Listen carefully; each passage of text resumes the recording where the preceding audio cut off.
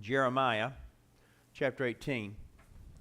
And again, we understand Jeremiah is writing to Israel, and that Israel is in a covenant relationship with God, a national covenant relationship. And we understand in the New Testament, the covenant relationship with God is a personal relationship, covenant between each and every one of us and the Lord.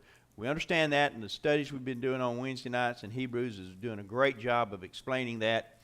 But I also remind you again that the things were written in the Old Testament were written so that we could have understanding of God's way of dealing with people, and that God hasn't changed. Now, He doesn't have the same covenant relationship with a national group as He did with Israel, but the principle of people who trust Him and do His will still applies. And so I'm going to read for you a passage where the Lord wrote to the people of Israel, the children of Israel in Jeremiah's day, and gave them warning with the intent in mind of pointing out that even though we do not have a national covenant with the Lord like Israel did, the principle of that warning still applies. And our individual response to God's will still applies. So let's look at that very quickly. The word that came to Jeremiah from the Lord, verse 1, "Arise and go down to the potter's house, and there I will let you hear my words." So I went down to the potter's house, and there he was working at his wheel. And the vessel he made was of clay, was spoiled in the potter's hand. And he reworked it into another vessel, as it seemed good to the potter to do. Then the word of the Lord came to me, "O house of Israel, can I not do with you as this potter has done? Declares the Lord. Behold, like the clay in the potter's hand, so are you in my hand, O house of Israel. If at any time I declare concerning a nation, a kingdom, that I will pluck up and break down and destroy it, and if that nation concerning which I have spoken turns from its evil, I will relent of the disaster that I had intended to do it. And that if at any time I declare concerning a nation or a kingdom that I will build and plant it, and if it does evil in my sight, not listening to my voice, then I will relent of the good that I intended to do it.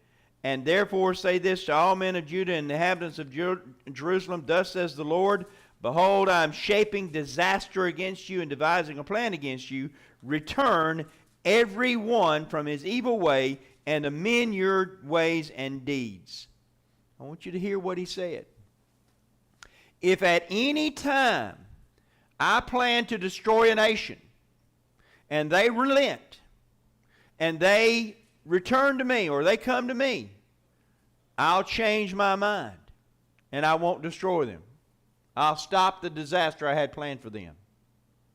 But if at any time I have been blessing blessing a nation, and that nation turns away from me, then I will change my mind, and I will bring disaster on them. Do you hear what we're saying? We've been reading and studying about the silencing of God in our nation. And the argument is that our founding fathers never intended for there to be public understanding or public portraying of Christianity or godly things from the public sector. It should be only, that's your private business. Has nothing to do with the public. Now here's the problem with that. By saying that, they're saying that our government, and this idea of the separation of church and state, they're trying to say that our government it cannot in any way publicly say anything good about God. There's a problem. And as we go back, and they also say that our founding fathers didn't believe that. They didn't believe that you should publicly proclaim anything about God. So these passages and these documents that we've been reading and looking at from history are showing that that's not true. Last week we ended on this one, which was the end of George Washington's inaugural address, And it closes out with this. I left this up. This was the last thing that we had. He says that dispositions for deciding unparalleled unanimity on the form of government for the security of their nation and the advancement of their happiness. Now listen carefully. He's saying that our security as a nation and our happiness as a people depends on his divine blessings, and it should be equally conspicuous to all of us. We should all be able to see that. It should be clear to anyone that's just paying attention that our national freedom and our national happiness and our national security depends on God. And we're going back to the passage we just read in Jeremiah. If at any time a nation turns their back on God, God will turn his back on them. And if at any time a nation turns to God, God will bless them. That is a principle that is true and just as clear and just as plain as whatever you sow, that you'll also reap. It's the same exact principle. If you say, I'm going to plant corn, and you put out watermelon seed, you ain't getting corn. And if you say, I'm going to plant national security and freedom and happiness, and you plant the seeds of despair and disunity and anger and ungodliness, you're not going to get national prosperity and happiness and unity. You can't. Because you reap what you sow. And when we turn our back on God, we're going to reap what we sow. It's that simple. You get what you put in there. All right, so let's look at John Adams, the second president. By the way, for those of you who don't remember, we know how this works. Originally, the way you elected a president, we still had an electoral college, but the way it worked is the electoral college would be elected by the states, and then they would come together and they would vote on the president. There were no political parties, and so what they would do is they would vote the top five. The one who got the most votes would be president, and the one who got the second most votes would be the vice president. Okay? That's the original way it worked. That's how we got George Washington as president. By the way, he was unanimous. Every elector voted him number one. John Adams came in second. When George Washington, later on we'll read his farewell address. We're not going to do that this week, but in a few weeks we'll read his farewell address where he talks about some of the things I just mentioned. But he stepped down from being president. Now that's in the history of mankind. That was unique because he had power. People wanted him to be the king of the United States. They actually tried to give him a crown. They elected him president. He wouldn't accept that. They elected him president expecting him to be the president till he died. That's what they thought. When he stepped down after 2 terms, giving up power voluntarily and peacefully is the first time that ever happened in the history of mankind. That someone would give up power voluntarily and peacefully. John Adams became president.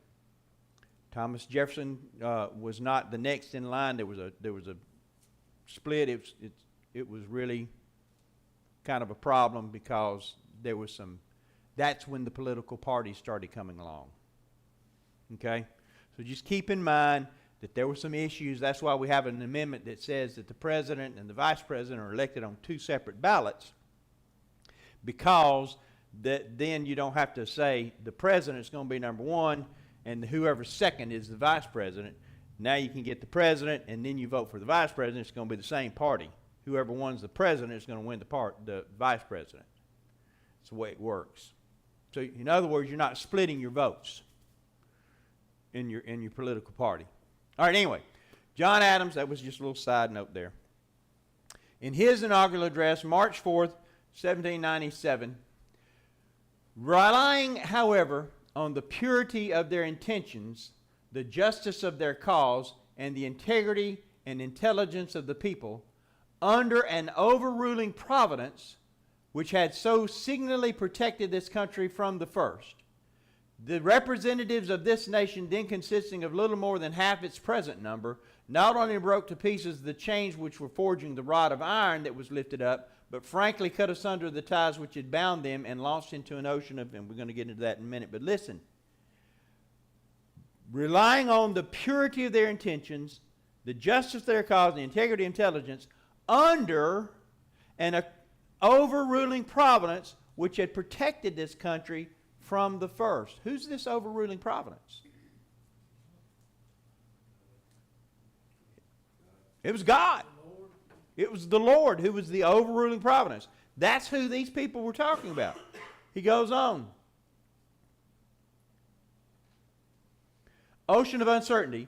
And may that being who is supreme over all, the patron of order, the fountain of justice, and the protector of all ages of the world of virtuous liberty, continue his blessings upon this nation and its government. May that being who is supreme over all. Who's he talking about? He's talking about God. The patron of order. Who is the author of order? God is. He's the creator of order. He's the fountain of justice and the protector of all the ages. And he says here that he wants to protect, continue his blessings upon the nation and its government. Whose blessings? God's blessings upon the nation and its government. Does that sound even remotely like separation of church and state? He's specifically asking God to watch over the government and to protect it along with the nation. When we get into the situation of, when we get into trouble with our government, is very clear. You can see a line of demarcation when it happens. Once we got away from asking God's protection of our government, what happened to our government? It went south. You cannot, and we're going to read later on, I just finished looking at a document from this time period. We're going to read later on where it specifically says that if we don't trust in God, our government can't stand. It won't stand. It will fall apart. It doesn't work without God in the picture. And remember, we talked last week about, I believe it was last week, about the French Revolution and the difference between the American Revolution and the French Revolution. Theirs was godless. Ours was dependent upon God. Theirs didn't work. It can't. You can't have democracy without God involved in it, because God is the author of the moral principles. If you ever figure out, in a free society, if you ever figure out that people can vote themselves, as they say, largesse, that is, you can get whatever you want by voting it for the people who are going to give it to you. If you ever figure that out, and then you don't have moral principles involved that says we got to do what's best for everybody, not just for me, what's going to happen? And that's exactly what's happening right now. It will implode. It'll collapse on itself. We'll see that as we go a little bit further. All right, he says here, and give it all possible success and duration consistent with the ends of his providence. Now let's stop right there and think what he said. Think about this now. John Adams said, we want God's blessings on our country. We want God's blessings on our government. We're asking God's protection, as long as we are consistent with his providence. What does that sound like? Can you think of a Bible example or Bible verse that has the idea of, I want this to happen as long as it's consistent with your providence? Jesus' prayer. Father, let this cup pass from me, but not my will, but thine be done. Do you think this guy had a good grasp of what the Bible teaches?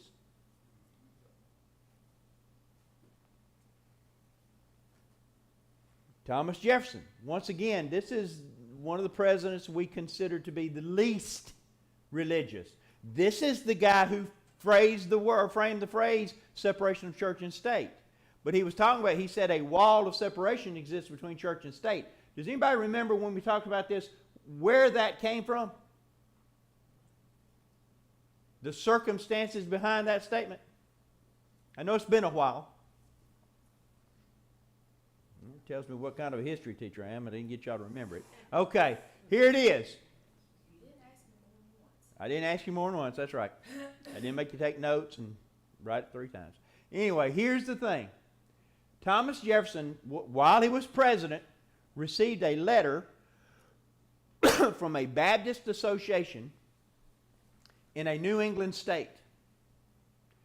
What was significant about the religious atmosphere in New England in the 17 and 1800s? Dominated by the Puritans and the Dutch, and it was all the old Puritan groups. Okay? A Baptist association in Puritan New England would have been persecuted. Anybody here ever heard of a little state called Pennsylvania? Mm-hmm. Do you know why Pennsylvania exists? There was a guy by the name of William Penn who was a Quaker, and he was run out of Rhode Island because he wasn't a Puritan. Okay? Think about these things. Now, that was the reality. They write and they say, we feel like we're being persecuted by the local. So here's what he says. He says there's a wall of separation that exists between church and state such that they should not interfere with your religious beliefs. He was protecting the church from the government, not the other way around. He was protecting the church from the government, not the other way around. That's what he was talking about. And yet they have turned it completely upside down and on its head and tried to make it say something he never intended for it to say. How do I know that? Well, let's look at what he said in his inaugural address. The least religious of our first 5 presidents. Acknowledging and adoring. What's the word adoring? We don't use that word very much anymore. Adoring. Admiring, worshiping, praising, loving, adoration, acknowledging and adoring an overruling providence by which all its dispensations prove that it delights in the happiness of man here and his greater happiness hereafter. Wait a minute. This guy says that not only does God want you to be happy here, he wants you to have a better and greater happiness hereafter. Where's the hereafter? In eternity. But he was a deist. He didn't believe this. So they tell you today. With all these blessings, what is more necessary than to make us happy and a prosperous people? And may that infinite power which rules the destinies of the universe lead our counsels to what is best and give them favorable issue for your peace and prosperity. That infinite power, let's put it in modern day language, that Almighty God, may He give us lead in our counsels to what is best. What lead in our counsels to what is best? What's He saying? God, help us make good decisions as the leaders of this country for what is best and to give them a favorable issue for your peace and prosperity. Help us make good choices that will help you benefit and have peace and prosperity. Does this sound like someone who believes we ought to leave the church and the state separate and leave God out of public life? That's what they tell you. But that's not what He said. I shall need too the favor of that being in whose hands we are, and who led our fathers as Israel of old from their native land and planted them in a country flowing with all the necessaries and comforts of life, who has covered our infancy with his providence and our riper years with his wisdom and power. Listen to what he's saying. I shall need, as your president, am going to need the favor of that being in whose hands we are. In whose hands we are? Who's he talking about? God. He can't be talking about him. We are in God's hands. Does that sound anything like it might have some relation to the passage we just read in Jeremiah, where he said, I'm the potter, basically, you're the clay, and I will make of you what I want? We're in his hands. He says, who led our forefathers as Israel of old. Just like God led Israel of old, he's leading us into a land, a country flowing with all the necessaries and comforts of life. Israel was led into a land flowing with milk and honey. Thomas Jefferson is saying our forefathers, the ones that came and colonized this country, led us to a land flowing with milk and honey. A promised land.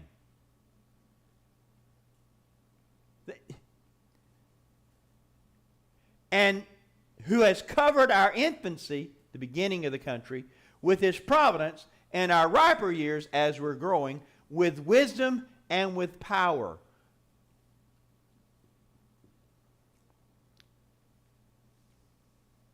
Think about this for a minute.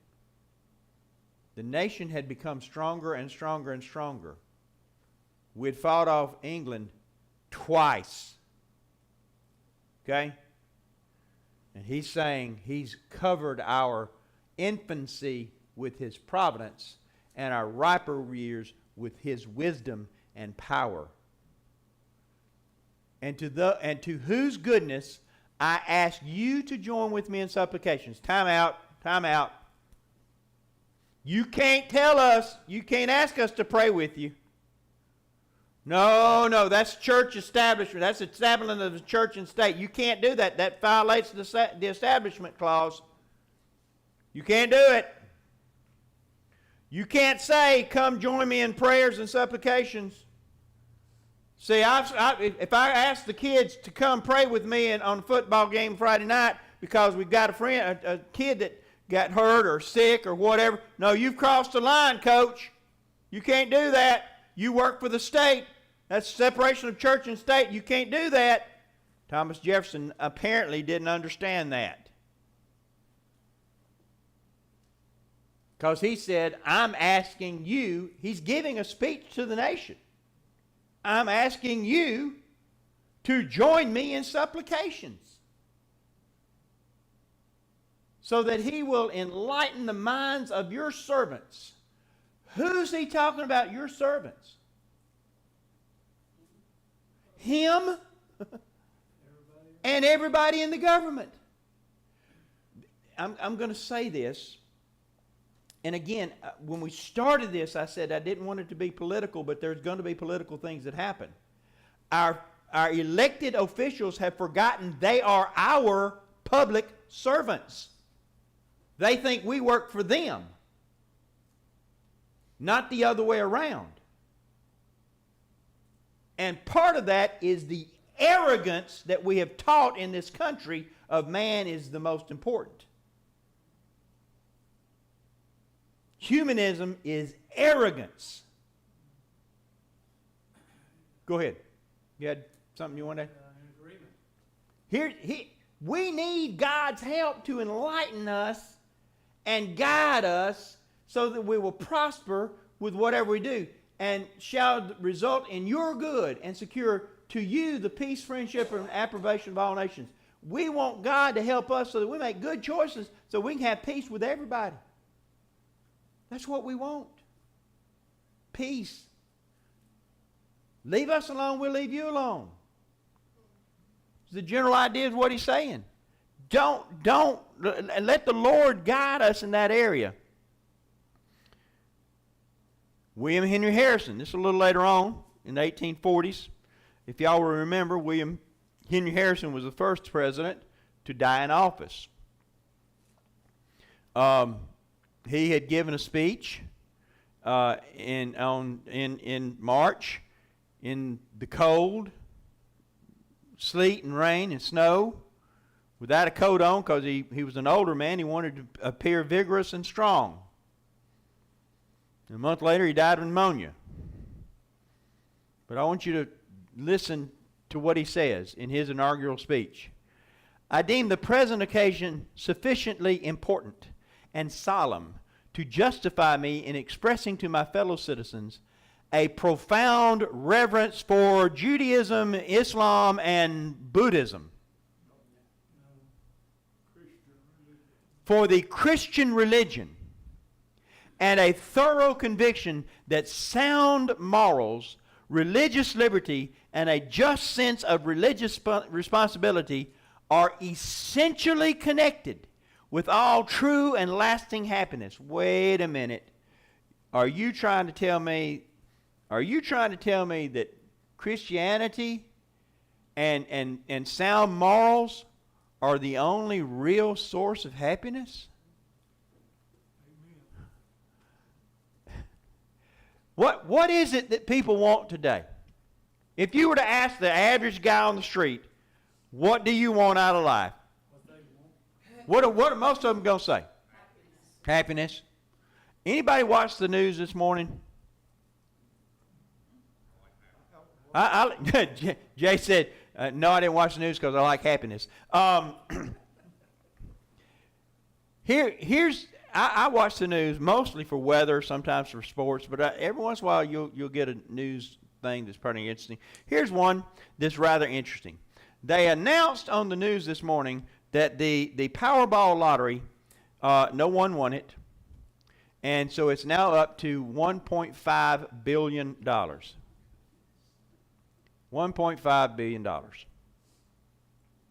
And I suspect that there will be a major uptake on the number of people who are buying lottery tickets. Now, look, this is not a referendum on lottery tickets and buying lottery tickets.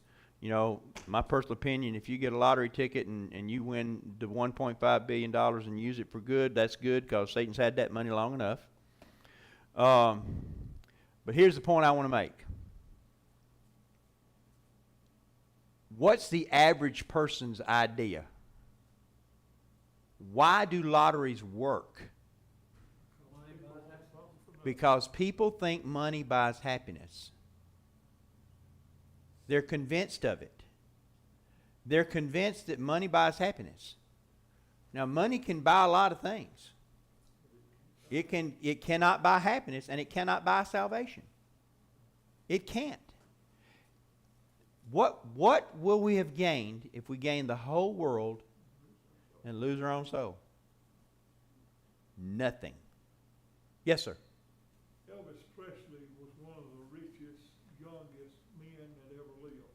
Had more than anybody in the world, and he said he was immensely unhappy because he couldn't go nowhere out of his house. Yeah. I've heard that about him. He's talking about, for those of you who couldn't hear, Elvis Presley was very, very wildly popular. He was a multi-millionaire many times over, very popular, and he was unhappy because he couldn't leave his house without somebody bothering him. Could not. Think about that for a minute. All the people that work so hard for fortune and fame, and then when they get it, they can't even live their lives, normal lives. People won't leave them alone. It's sad. It's sad. He goes on, and to that good being who has blessed us with the gifts of civil and religious freedom, wait a minute, blessed us with civil and religious freedom. Civil freedom. What's civil freedom? Our society's freedom. Our civilization. Where we live. He's given us the freedom to live where we live. And be where we are. Who watched over and prospered the labors of our fathers, and has hitherto preserved to us institutions far exceeding in excellence than those of any other people. Let us unite in fervently commending every interest of our beloved country in all future time. Fervently commending every interest of our beloved country in all future time. What interest? What's he talking about? What did he just get through talking about?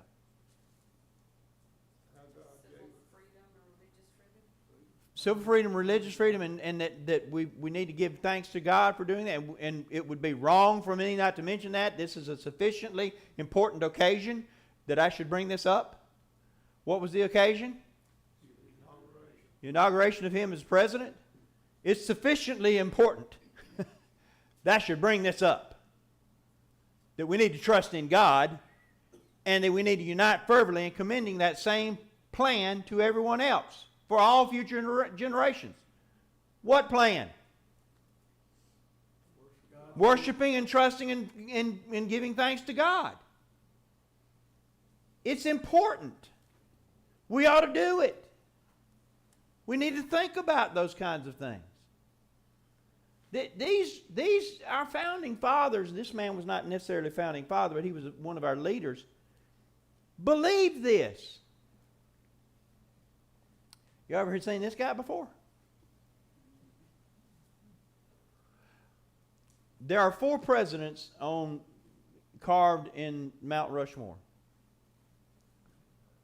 4 presidents: George Washington, Thomas Jefferson, Abraham Lincoln, and Theodore Roosevelt. Those are the 4 greatest presidents at the time that mountain was being built, in the opinions of most people. Okay? Teddy Roosevelt was wildly appreciated by most people. He is my personal favorite president. And we won't go into all the whys, but he's my personal favorite. But I want you to listen to this. Abraham Lincoln's inaugural address. Time out. 1861, March 4th, 1861. What's happening? Has it started yet? No. Nope. It's about to. The shots that were fired on Fort Sumter are going to be fired next month. The next month, in April. He is making this speech in a time when the nation was as divided as it's ever been divided up till now. And he's trying to bring the nation together. Look at what he uses as his basis for unifying the nation. Listen to the words. This is one of our greatest presidents.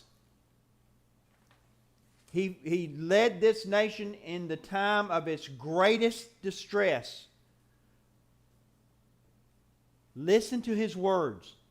My countrymen, one and all, I'm begging you, all of you, my countrymen, North and South, think calmly and well upon this whole subject.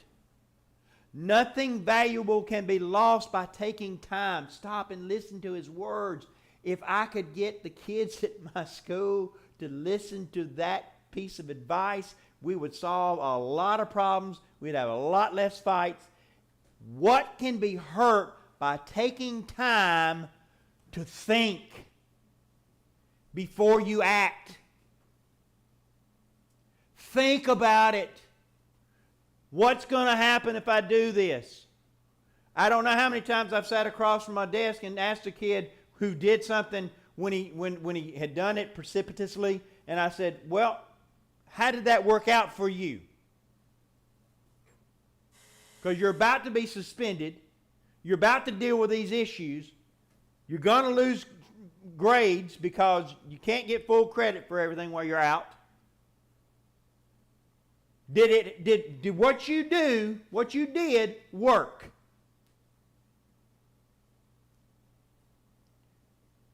You would be amazed at how many times they said, well, it worked for me because I can't do this, that, and that.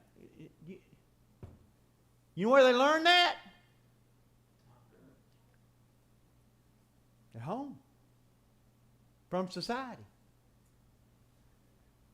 Nothing valuable can be lost by taking time. If there's an object to hurry any of you in hot haste to a step that you would never take deliberately, that object would be frustrated by taking time. In other words, if there's something that would make you hurry up and do something you would later regret, if you thought about it before you did it, you wouldn't do it. Take time. Stop and think about, what's he talking about? There's going to be a vote in these southern state houses to separate from the Union. He's saying, before you do something you're going to regret, think about it. Take time. No good object can be frustrated by taking time. Such of you as are now dissatisfied still have the old Constitution unimpaired. And on that sensitive point, the laws of your own framing under it. He says, look, the Constitution is still in effect. You're unhappy? Work through the law. Don't fight above the law or outside the law, while the new administration will have no immediate power, if it would, to change either. What did he just say? We don't have the authority to change the Constitution or your state, how your states interpret those constitutions and apply those constitutions. We're not trying to change any of that. If it were admitted that you who are dissatisfied hold the right side of the dispute, there's still no single good reason for precipitous action. Did you hear what he just said? Even if you're right, there's no good reason for dissolving the Union and going to war. Think about it before you do it. Here's where I wanted you to get.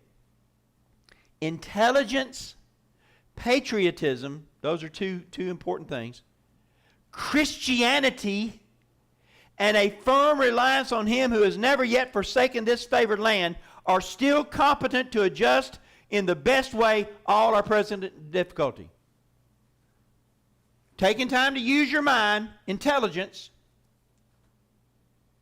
patriotism, love for your country, and Christianity, and a firm reliance on Him. Who's Him? Why is it capitalized? It's God.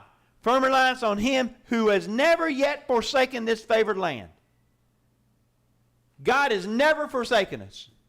Never. Trust God. Trust intelligence. We can work this out. They're still competent to adjust the best way in our present difficulty. We can get through this. And I think I'm going to back up and stop at that one because the bell just rang. I don't want to get into this next one before we get it. Are you hearing the background that these men had? Abraham Lincoln says, look, Christianity and trusting in God will tell you this doesn't make sense, what we're about to do.